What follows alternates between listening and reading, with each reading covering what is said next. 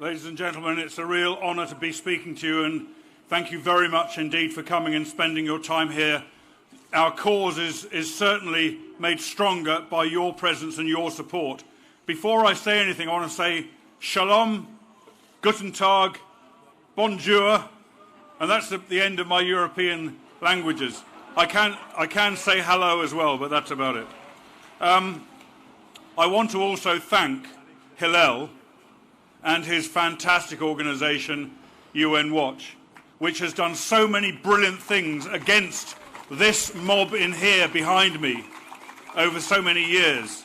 They are a very, very important fighting organisation in support of the Jewish state. And may I ask you, please, if you don't support them in every possible way you can. And I recognise being here today is not only supporting Israel, but supporting the wonderful UN Watch.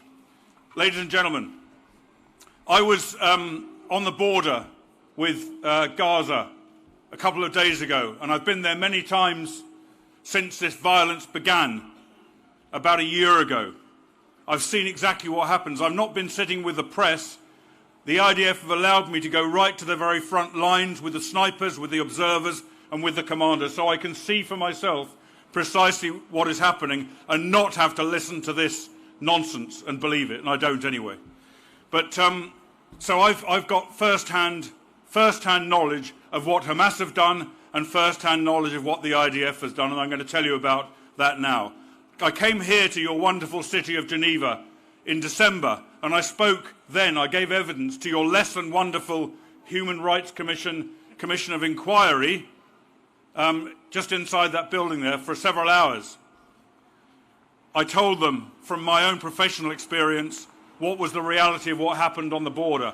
They did not listen to one word I said. And in this report that they produced, nothing I said is reflected. This report is a tissue of lies, abuse, prejudice, and distortion. It is not worth the paper it's printed on.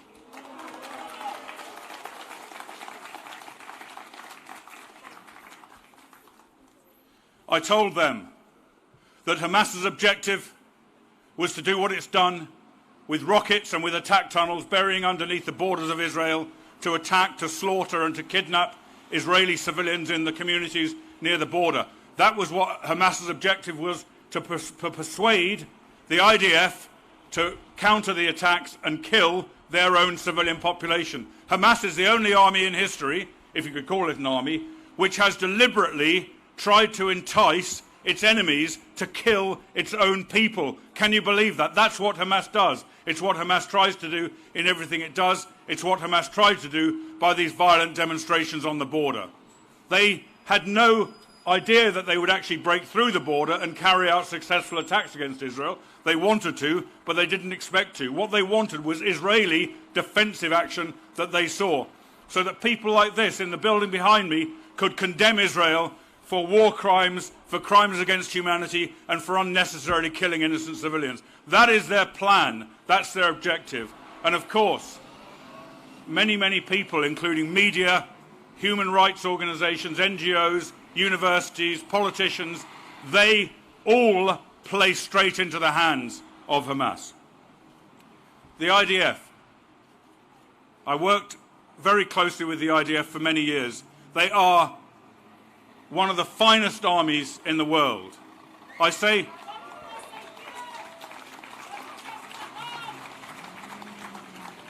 one of the finest armies in the world because obviously as a British soldier, the British Army is the finest in the world. I know you'll all agree with that.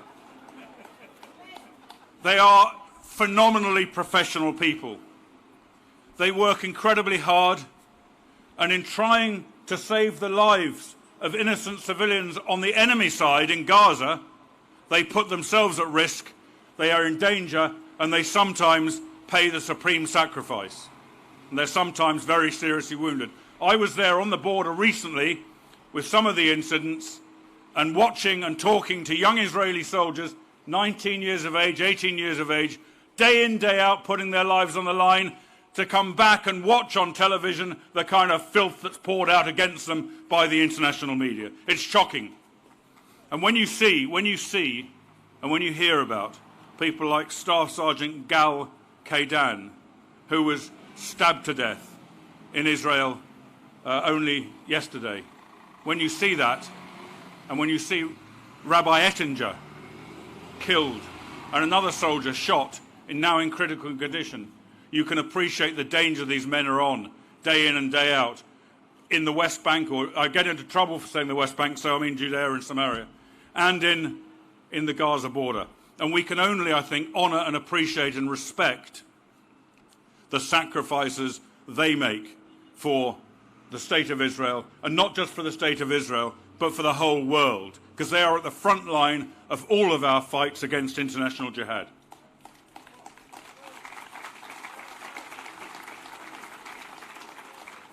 They took every possible step to prevent losing lives of civilians on the other side.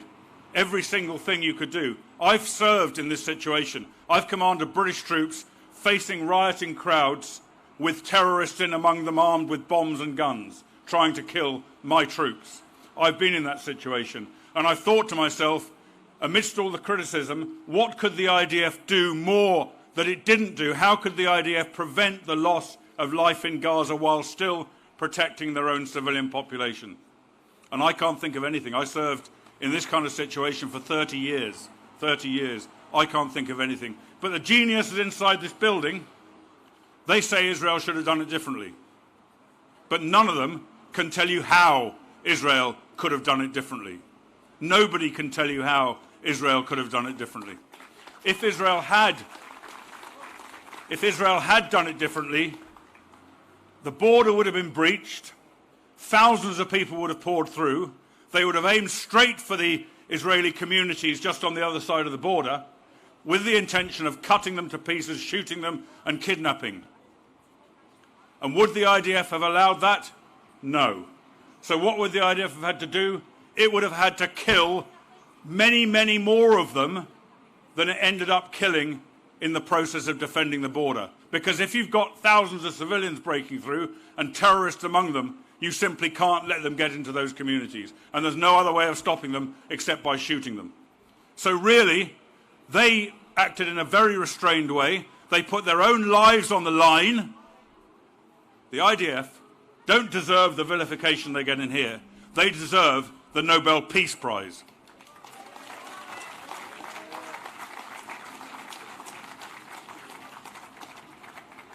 Ladies and gentlemen, this organisation, the UN Human Rights Council, has failed Israel. It's also failed the Palestinian people. The reason it's failed the Palestinian people is because it's failed to condemn the oppressors of the Palestinian people, Hamas. Hamas, as we speak now, as we're here now, Hamas is shooting at genuine peaceful protesters inside Gaza. Those are the oppressors. Those are the people that are given a pass by this organisation. Therefore, it's failing the Palestinian people by allowing the continued oppression of them by Hamas. And the final thing I want to say, ladies and gentlemen, is the United Nations Human Rights Council, by playing directly into the hands of Hamas, by adopting and following their plans, the UN Human Rights Council has become an instrument of Hamas terrorism. By failing to support, by failing to condemn the use of human shields, the use of violent tactics on the border, tactics that will entice Israel to shoot their own civilians, by failing to condemn them and by condemning Israel, they are playing right into that plan. They're encouraging more of this by Hamas. In a few days' time, at the anniversary of the beginning of this process, Hamas is planning hugely increased violence.